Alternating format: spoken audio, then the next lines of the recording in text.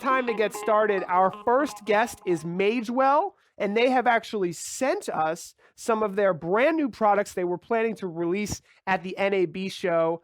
So let's bring Magewell on. Super excited for this show. You guys are going to have a lot of fun. We're going to do 2 Twitch raids. We've got a halftime show at 9 a.m. Pacific, noon here on Eastern Standard Time. And then we have a finale. Both of those will be Twitch raids. So if you do not have a Twitch account, this is the time to get a Twitch account. It's going to be so much fun. It's going to be a great streaming experience. We're going to open your eyes to some new awesome audience engagement opportunities and what's going on the Twitch world, as well as so many great professional broadcast companies coming on to release new products. So let's bring Mike Nann from Magewell up.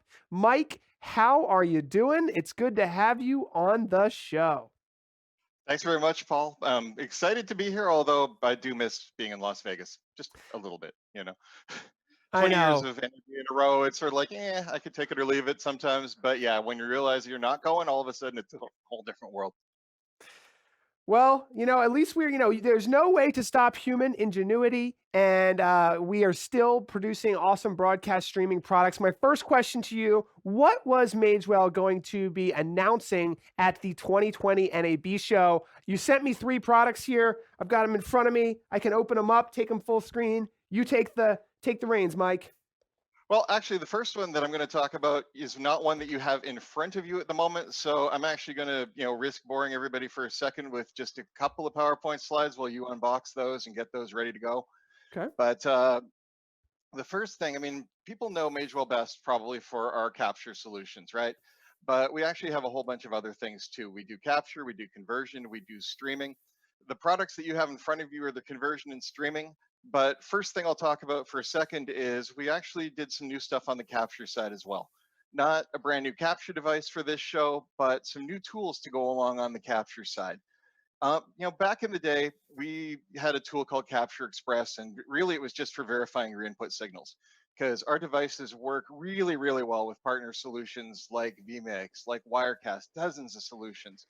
But we had a lot of requests from customers who just didn't need all that functionality. They're like, all I want to do is a really simple recording and streaming. Do you have something that I can do that with? So we built Capture Express into a tool that could do exactly that. If you just wanted to do a raw stream, if you just wanted to do a raw recording, you could do that. So what we did for NAB, though, is we actually had a lot of requests, even a couple of months ago before people started sheltering at home and so forth. I want to do more streaming. I want to do this. I want to do that. So with 3.2, we added support for the Secure Reliable Transport Protocol. A lot of you probably know what that is. Some might not. SRT was developed and open sourced by Haivision, and it's a more resilient transport protocol for streaming in case you have, a public internet connection that isn't very reliable. So we added that into Capture Express.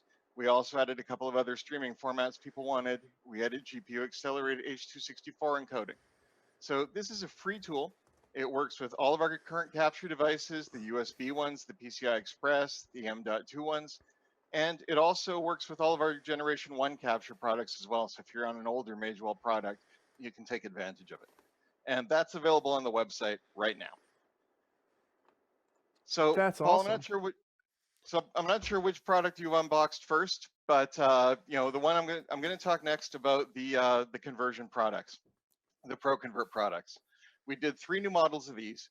Now, the whole idea behind ProConvert, the world is moving towards IP-based workflows for production in a lot of cases, but people still have either legacy equipment, if you want to call it that, HDMI, SDI-based equipment. They don't want to throw away what they've already spent on that right now. The other thing is, though, we have people who are continuing to want to buy HDMI and SDI equipment for added flexibility. If you take somebody who's a live event producer that's going to go into a venue and they don't know exactly what they're going to be facing as far as infrastructure, they may want to go IP, they may want to go HDMI, they may want to go SDI. So these conversion boxes were designed to be the easiest way for people to start plugging in, into an IP network, HDMI or SDI on one side, IP on the other side. Now, I say IP, the first models we came out with, those were all NDI. NDI being obviously one of the most popular solutions for getting into the IP workflow world. But that was for primarily internal production networks. And one thing, we came out with all the encoders. The other thing we did was NDI decoders, because people want to start bringing NDI up onto their iMag in a church or onto digital signage and that sort of thing. So we have both encoders and decoders for NDI. And then for this show, we also started bringing in additional formats. We had a lot of customers who we found were starting to either incorporate external feeds in. They wanted SRT, the format I just mentioned. If they didn't want SRT, they wanted to bring in an RTMP stream from somewhere else so they could mix it into their production. And also to bring it up onto screens, projectors, entertainment venues, and so forth. So that's where we started releasing these 3 new products that were designed to be our next generation of encoders and decoders to give people even more options for how they brought IP into their workflows. So let me just click to the next slide there. The first one, which I think you have one of them there, Paul, is the H260X to HDMI. And that was based on customer requests. They wanted to take, they're already producing H264 or H265 HEVC to go on to the internet. Now I want to bring it, I have 2 church sites. I want to bring that from one to the other using SRT, bring it up on the big screen there. I don't want to use a laptop because, I don't want to have to maintain it, or it takes too much space, or, somebody's already always doing their email on it or that sort of thing. So when I load it up, I don't know what I'm going to see.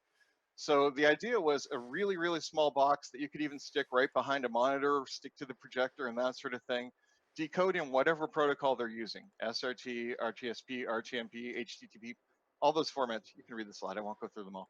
But the idea is, IP in on one end and HDMI out on the other to decode the streams. So the first box that we had there was the 2K and HD decoder. The next box we came out with, of course, was the logical extension of that with 4K. But one of the things we realized too is, again, a lot of these people, especially if you're going into a venue that's not your own, you don't know exactly what you're going to face for monitors, projectors, what resolutions they are. And if you're in a tight timeline for wanting to set this stuff up, you don't want to actually have to worry about, am I optimizing my output parameters and so forth. So all of these decoders automatically detect what the monitor can do. Is it an HD monitor? Is it a 4K? Automatically do up and down conversion. So if you plug one of our 4K boxes in, and it's got a 4K stream, but it's only an HD monitor, it'll automatically down convert in the box. Conversely, if you have an HD box, but you've got a 4K monitor, it'll do the up conversion for you in hardware, so it looks awesome. So all of that stuff is built right into the box. The box is only about 4 inches wide, as you could probably show, and you can fit it in your hand. So all these things can go right in your backpack for your toolkit if you're a portable event producer. Or if you're in a venue, again, you can hide them behind a monitor, hide them behind almost anything. So we got those ones that do the H264, H265, and then the logical extension of that was the ultra flexible box, which does both NDI and all of those streaming formats as well. Just to get into a tiny bit of the tech specs, they can be powered over Ethernet if you have a PoE-enabled Ethernet switch, so you don't even need a power adapter. Really easy installation. And you can control them via web interface over laptop if you want to, but they also have in one case a menu dial and button, in another case 2 buttons. So you can actually overlay your menu right on the HDMI output that you're feeding, and you can be doing all your setup right on the box without even having a computer there. So applications, multi-site distribution. Again, whether you've got multiple campuses in a corporation, whether you've got multiple sites within an educational campus, churches, remote production, feeding it from wherever. Obviously, produce at home is a big thing right now. iMag, blowing it up on a big screen, digital signage, all those sorts of things. So that's what's new on the conversion side of things. And then, finally, last but not least, we also have new products on the streaming side of things. Now, if you're familiar with our UltraStream encoders, the whole idea behind UltraStream was to make streaming really easy, even for the guy who's not a streaming professional or not experienced at all. Teachers, the church pastor himself, you don't have to be a technical expert to use this thing. You can control it via buttons, you can control it via a smartphone app, you can control it by a web interface. And it's got presets for all the popular platforms. So you enter in your YouTube credentials, your Facebook, your Twitch, or your own server, whether that's an RTMP server inside. We recently added RTSP support for some corporations that still wanted to use that. And as you can see from the slide, and it's true, it fits in the palm of your hand. The thing's no wider than a business card and incredibly light. So we added a few new features for the show. The most notable one is a new recording mode that records on internal storage. If you have an UltraStream unit already, you may not have realized there's actually 32 gigs right within the box. I hadn't enabled that yet. But now it can record at the same time as it's streaming right into the box. 16 hours at 4 megs a second. Scales obviously as you change your bit rates. And it can start recording as soon as you pop in a live input signal. So, you don't make a mistake of, oh, I forgot to start recording or anything like that. That all happens automatically. Again, it also has a form of loop recording where if you are recording too long and it fills up, it'll automatically delete the oldest clip to make room for you. So you don't lose what you're actually working on right now. So that's available immediately. It's a new firmware up, and you can get that on the Magewell website. If you don't have an UltraStream box, or if you do have an UltraStream box, and if you don't have it, they're available right now through our channel partners with that firmware on it. Very cool. Let's take a closer look at this product here. This is the UltraStream HDMI. Now, does that mean it's 4K because you said Ultra, or is that just the name of the product? Well, it's a little bit of both, to be honest with you. So it was always been UltraStream, even when it's the ultimate streaming product, call it that if you wish. But it can take a 4K input. That model, though, is an HD output. So what it'll do is it'll take a 4K input and it'll automatically down convert it to HD or 2K for streaming. Frankly, one of the big obstacles to 4K streaming right now for the target type of users we're talking about, the non-pros, they don't have the bandwidth to stream in 4K, at the quality they're looking for. So it'll automatically detect the type of input signal and automatically down convert it to 1080p 60 or whatever they're trying to stream, 720p if you're going to one of the social media platforms, for example. I see two simple little buttons on the front. One is live and one is record. They have little beautiful little buttons there. That looks like it could not be easier, huh? That's the whole idea. I mean, you can configure it first. All you have to do is you obviously have to tell it where you're going to stream to once. And you can do that through a smartphone app. Everybody can use a smartphone these days. You can connect to it with the app, tell it where to I want to send YouTube, I want to send Facebook, I want to do both. Whatever you want to do. Once you've got that set up, you hit the button and go. And as I said, sometimes you don't even have to hit the button now. If you want, as soon as you plug an input signal in, you can have it start recording right away so you don't miss anything. Now, I wanted to go back to your encoders really quickly, specifically your Magewell NDI encoder here. On a recent model, there was a PTZ camera control. On this one, I'm not seeing that. I can't see exactly which model you have in your hand. Is that one of the decoders or the encoders that you got? What is it? Oh, I gotta check the box. So a decoder wouldn't have camera control, and encoder would. That's what's going on. Okay. That's exactly what it is. And I mean, there's a reason for that. I mean, the whole idea behind having the PTZ control and an encoder is you're using the encoder to turn a non-NDI camera into an NDI source. So you'll have a camera feed going into the encoder, and then if it's not an NDI camera, even if it's a PTZ camera, and you normally wouldn't have a direct way to control that through this interface, but you could actually take the same IP feed that's streaming the NDI, you could tell it what protocol to control the PTZ camera with, and it'll automatically convert those commands to control the PTZ camera through the encoder. On the decoder end, you're typically got a monitor or something like that. They're not a PTZ camera, which is why there isn't the same application to use it at that end. Wow, that is really cool. Now, while everyone's watching, this is our first show, but we do have many, many more coming up. Mike, I don't want to cut you off. I know you probably have more to talk about, but just let everybody know we still have a giveaway. There's still time to enter. That giveaway is at PTZOptics.com/NDI, /NAB. And also there is a breakout Zoom session.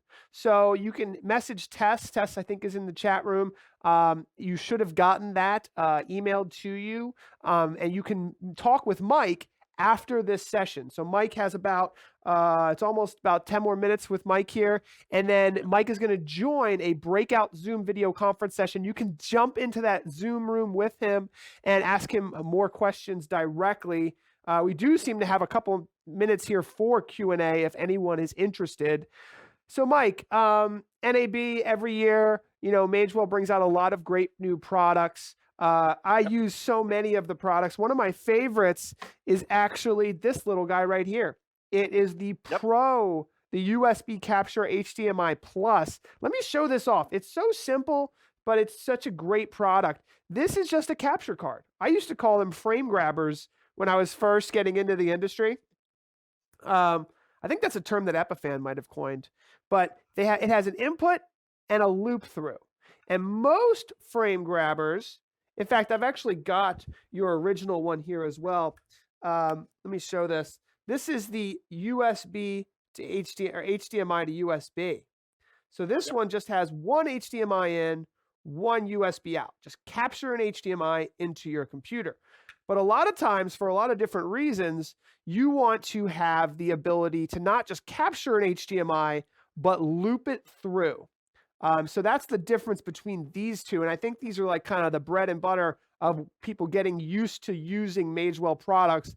They start with a capture card, and then they go, great, HDMI to USB, perfect, SDI to USB. But then they start thinking, well, it might be interesting to capture that HDMI over there and, convert it to NDI, or capture all my sources and use a box like your streaming box to be the encoder to take some load off the PC.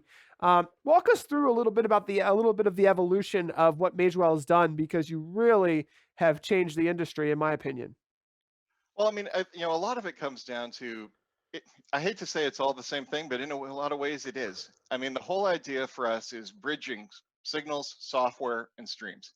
And now with the decoders to screens as well. And the capture cards were always about bridging signals into software. How do I, I've got this great software I want to use. I want to move to software from a traditional hardware-based workflow. How exactly do I get those signals in? And that was the capture cards. Now, you mentioned the term frame grabber. I mean, I have to say it. If you're as old as I am, there's a reason we don't use frame grabber for it, because those were the first devices that just captured still frames instead of video. So, they used that term, I remember that term 15, 20 years ago when I was getting into graphics. So, capture card, video capture card describes it a little better from our perspective. But when you think about what's happening with NDI right now, it really is the same concept. I want to move to IP, but how do I get these signals into? And instead of into software, it's now into the IP world, into the IP domain, whether that's NDI or other formats. And again, how do I get my signals into streams? How do I turn them into streams? So it's been a logical evolution for us for that. And a lot of that obviously is strategic direction, but a lot of it is customer demand. People, as you said, people coming to us and saying, I love your capture devices, but do you also have a streaming product? Or I love your capture devices. Is there a way I can get, can you help me get to NDI? And moving forward from there. And one of the things we talked about, Paul, before was how this whole shelter at home thing has really changed, and really driven a lot of demand for streaming and capture in the market. And your point about the USB devices being one of the most popular, we're seeing a ton of demand for people either, now they're doing more Zoom conferencing if they're an organization between themselves. They want to get HDMI sources into their Zoom conference. And that's where we're seeing a lot of demand for the USB capture products. We also talked about just streaming in general. Churches are streaming. Sometimes they'll be using the UltraStream box to do it. Sometimes they've already have a capture product. Sometimes they want to use something with more production software, like, as I mentioned, vmix or wirecast. So they'll use our capture products to do the stream from the churches, from remote learning, from a classroom. There's one heartbreaking one. We're seeing more demand than we should, but again, it's a function of what's happening with coronavirus. We're seeing funeral homes starting to offer streaming because people can't actually attend those services. And I mean, that's an area where we wish we weren't selling into, obviously, as much as we are right now. But it just shows you how important streaming has become as a communications medium. So whether it's the UltraStream product, whether it's USB capture, there's really been a whole lot of new demand that the whole shelter at home thing has driven for us. Now, Mike, we're getting down to our last couple minutes with you. Elgato is going to be coming on next. Yep. We're going to have Steggy coming in, my good buddy. But let me ask you, we asked all of our presenters to come forward with a way that their customers are hacking the use of their product, coming up with a productivity hack of some sort. Do you have something to share with us today? I do, absolutely. And actually, it's a pretty cool application that not everybody would be able to replicate, but it's definitely something that I thought was really cool that was worth sharing. So I actually wish I could show you video or pictures from it. We're not actually allowed to name the customer because, well, they're a big international, you know the whole type of thing there, but I'll share my screen because I did put together a couple of slides just to describe it. I like to call this megabits per second meets miles per hour. And the whole idea was it was a research company doing a project for an auto manufacturer with focus groups. And the traditional way that you would do a focus group is you get a whole bunch of people in a room, you assess their preferences and so forth. There's all sorts of methodology behind that. Then you get them to go drive the car, and then you get them to come back in the room and talk about their experience. Well, the goal of this project instead was they wanted live feeds of the participants' actions, reactions, and feedback while they were driving the vehicle. And instead of just interviewing people, the facilitator would be watching the stream, the local stakeholders would be watching the streams, and the international stakeholders at the headquarters from that auto manufacturer. And they also had to record video at the same time. So what they did, the ultimate solution they ended up with after trying a couple of different things that didn't work out so well is to put a Magewell Ultra Stream in the car. They had a GoPro camera, and normally when you see a lot of dash cam type stuff, you're facing what you're driving, but in this case they had it facing the driver. They had an Ultra Stream. It was powered right off the car, multicellular bonded router, and they were live streaming as well as recording to the USB flash drive. So they could get all the participants' reactions and video of them to analyze later, as well as the immediate feedback, which then they could take into the room for the focus group and discuss it directly. So, one of the questions that I asked when I heard about this is, why did they choose UltraStream? So one of the big things for them was everything was powered by the car. So when you turn the car on and off, all the equipment turned on and off. And they tried a different product first, but it required a stable input signal when it booted up. And they were having too hard a time getting everything in the right order. That, it would boot up, the signal wouldn't be stable off the GoPro yet, whatever. They switched to UltraStream and it just worked. It could start streaming as soon as it powered up. It could start recording as soon as it powered up. Any variance in the signal it was tolerant of. And the other thing was it was ultra compact. So, just like the GoPro was this really unobtrusive piece for the camera, being under 3.7 inches square, this thing was really small and it could record locally as well as streaming. So, even if the stream didn't get out of the car for any reason, it always did, but they'd still have the local recording so they didn't lose anything along the way. So I love there's it, UltraStream Mike. going around the track. I love it. That's a great hack. We have a lot more coming for you. Thank you so much, Mike. Mike will be available in our Zoom conference, the breakout sessions where you guys can keep talking to him. That will be happening simultaneous to this live stream all day long from 9 to 5 Eastern. That is 6 to 2 Pacific. It's time to bring on Jeffrey Steggy. Hang on, guys. We'll be with you in just a moment.